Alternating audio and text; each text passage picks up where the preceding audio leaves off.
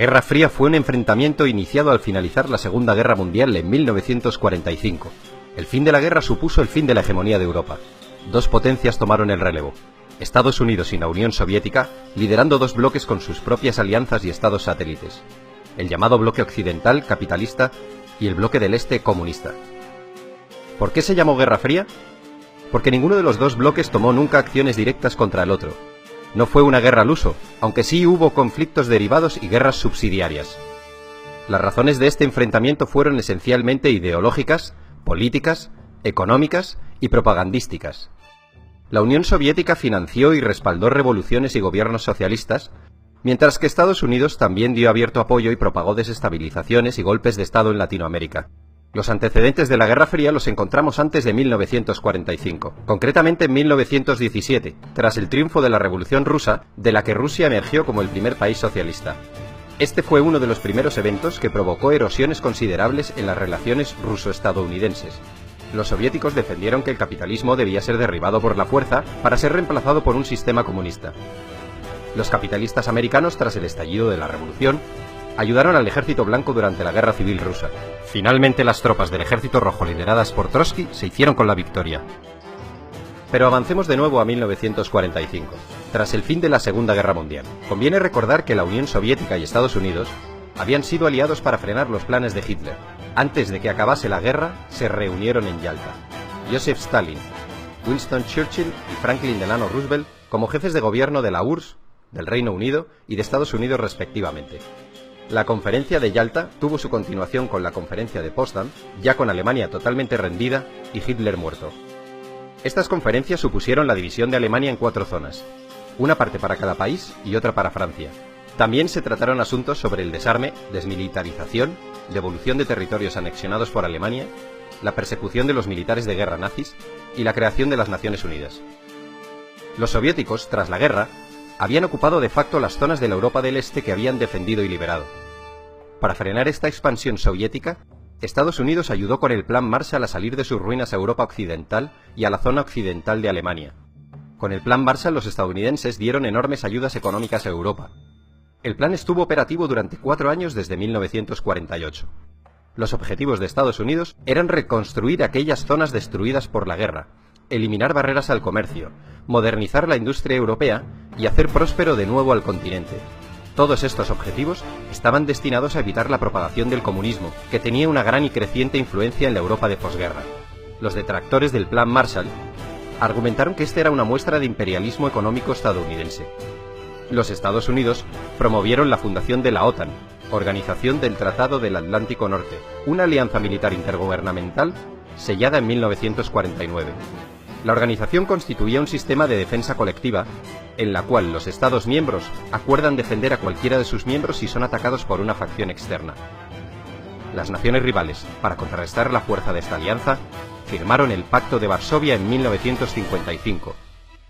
Finalmente, Berlín, Europa y el mundo quedaron divididos por el telón de acero. Esta expresión es de Churchill. En 1949, el Ejército Rojo de Mao Zedong se proclama vencedor de la Guerra Civil China tras derrotar a los nacionalistas del Kuomintang, que contaban con el respaldo de Estados Unidos. Inmediatamente, la Unión Soviética establece una alianza con los vencedores, que habían creado un nuevo Estado comunista con la denominación de República Popular China. Al año siguiente, Stalin se vio sorprendido por la participación de tropas estadounidenses en la defensa de Corea del Sur, que había sido invadida por los comunistas de Corea del Norte. El alto el fuego llegó en 1953. Stalin había fallecido ese mismo año. Le sucederá Nikita Khrushchev. Volvamos al telón de acero en Europa. En los 5 años posteriores a la Segunda Guerra Mundial, un total de 15 millones de personas emigraron del este al oeste. Este hecho hizo que el bloque soviético llevara a cabo un bloqueo efectivo de la emigración en 1950. Hubo un control férreo de pasaportes para que la gente no se pasase de un bloque a otro. La frontera en Berlín, ciudad que estaba repartida, era un coladero, y muchas personas se pasaban del lado comunista al lado capitalista.